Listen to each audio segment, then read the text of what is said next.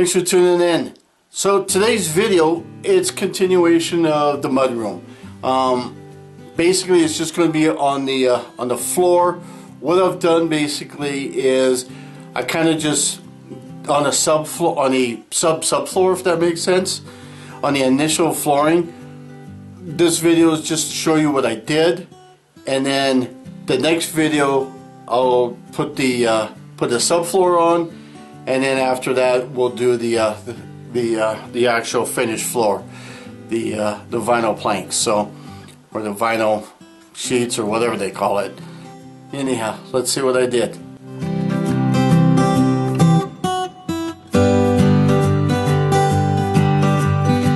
So, working on the mudroom, I've got a flat finish, not a shiny, not a gloss. Yes, Concho, I heard you.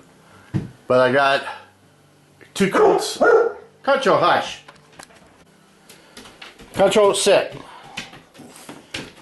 Just sit. I know, sit.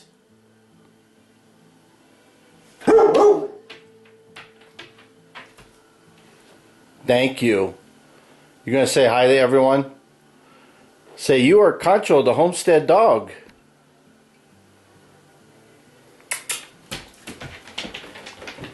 Alright, Concho made his appearance. He wants to go outside and play. Concho, hush. Sorry about that. Concho just wants me to go outside and play. So anyhow, Concho, stop! So where was I? Oh, the mudroom. So I've got 2 coats on this, or a sealant on here.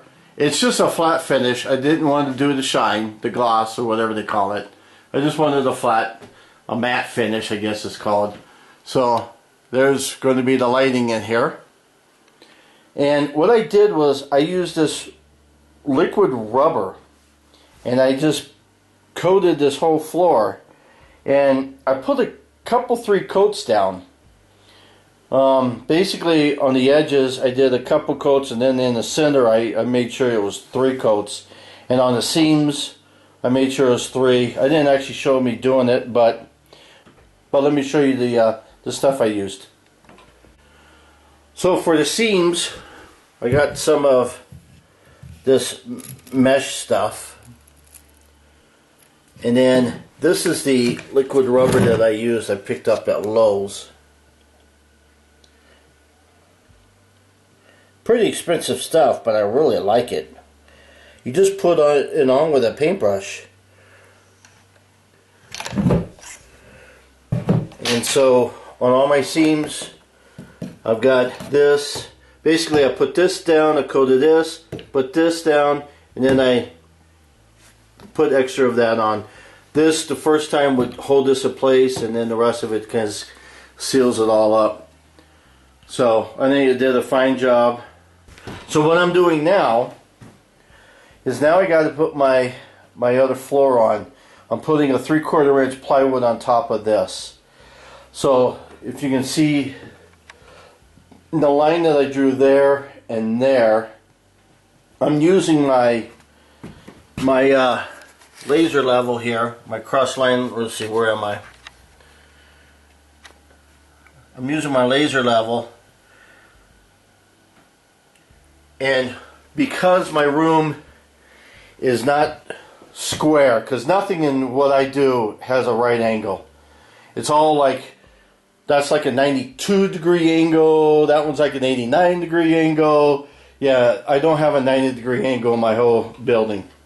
So what I wanted to do though was I needed to have a base. So I'm using this as my base. So I'm squaring it everything to here. And then from there, basically, I'm going to put a piece of the 3/4 inch plywood right here. Then I'm going to put one right there. Then I'm going to put one down the middle. The reason why I'm dividing it up that way is because A, I'm all by myself, and dealing with a couple large sheets is more difficult. Plus also, with this here, I've got an overhang, so I gotta slide it under. So because I have to slide it under, I thought it would just be easier just to do it in 3 pieces. So I'm going to just square it up to basically there, and then over to here. So you can see how a cross line level can make things a lot easier. We use the cross line level to put these up, and I'm going to use this as my baseline when I cut my plywood now. Now I just got to measure, find out exactly my dimension here, and put it down. Well, there you go. That part of it's done.